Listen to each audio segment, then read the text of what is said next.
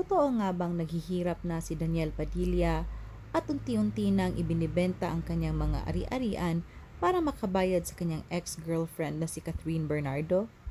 Kung bago ka pa sa channel ko ay huwag kalimutang i-like, subscribe, i-share, at comment down below. Usap-usapan ngayon ang pagbenta ni Daniel Padilla sa kanyang luxury car na Chevrolet Corvette at isa sa kanyang bahay na nasa Commonwealth, Quezon City. Naghihirap na umano ang aktor, kaya raw ito napilitan na ibenta ang ilan sa kanyang mga ari-arian. May kumakalat ngayon sa social media na kaya raw naghihirap na si Daniel ay dahil nawalan raw ito na 4 na endorsement mula nang opisyal nilang inanunsyo ang kanilang hiwalayan ni Catherine Bernardo. Hindi man maamin sa kampo ni Daniel na masyadong naapektuhan ang kaniyang karera dahil sa kanilang hiwalayan. May kumakalat na tsismis na nag-uusap na umano ang abogado ng dalawang kampo para paghatiin na ang kanilang mga ari-arian na nakapangalan sa kanilang dalawa. Hindi man napatunayan ang balitang ito, ngunit nagmamadali raw ang ina ni Catherine na hatiin na ang kanilang mga assets at kunin raw ang mga passbook na nasa kamay ni Carla Estrada. Ayon sa kasabihan ng mga matatanda, ay bawal raw na magmay-ari ng mga ari-arian at magpartner sa negosyo ang magjowa dahil malas raw ito at hindi raw magkakatuluyan. Hindi naman naniniwala ang dalawa sa pamahiing ito dahil ang pagpundar nila ng ari-arian ay para sana sa kanilang future kung sakali sila ay ikakasal. Malaki raw ang utang ng aktor kay Catherine, kaya unti-unti nang ibinibenta ni Daniel ang kanyang mga ari-arian.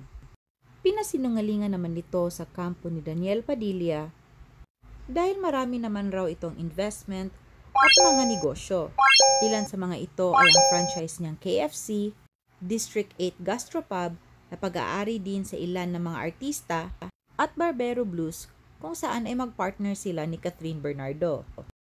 Pagtatanggol naman sa mga loyal kay Daniel ay ibinenta umano niya ang kanyang sports car at mansyon dahil raw marami itong memories na magkasama sila ni Catherine. Imposible raw na maghirap ang aktor dahil malapit na umanong mag 1 billion ang kanyang net worth. Naibenta na ang Chevrolet Corvette ni Daniel sa halagang 6.5 million pesos sa isang Pampanga-based buyer. Ayon sa isang source, ay kahit nakapangalan ng ORCR kay Daniel, ay sila raw dalawa ni Catherine ang nagmamay-ari sa luxury car na ito. Ang 500 square meters na family house ni Daniel Padilla at ng kanyang ina na si Carla Estrada ay ibinibenta sa halagang 50 million pesos. Ang nagbibenta sa kanilang tahanan ay ang Best Deal Property PH. Makikita sa kanilang website at mga social media accounts na up for sale pa rin ang property ni Daniel Padilla. Ayon sa isang source, ay hindi porket nagbebenta na ng ari-arian si Daniel ay agad nang naghihirap ito. Pinili ni Daniel na ibenta ang kanilang bahay dahil ito raw ang naging love nest nila ni Catherine. May nagsabi na kung natuloy raw ang kanilang kasal ay dito raw sila maninirahan. At ang pagbibenta ng kanyang sasakyan at bahay ay parte na ng kanyang pag-move on. Nagsalita rin ang batikang kolumnista na si Lolit Solis na naaawa na siya kay Daniel Padilla dahil siya lamang ang binabatikos ng publiko. Hindi raw sana si Daniel lang ang pinupuna dahil dalawa naman sila ni Catherine ang nasa relasyon.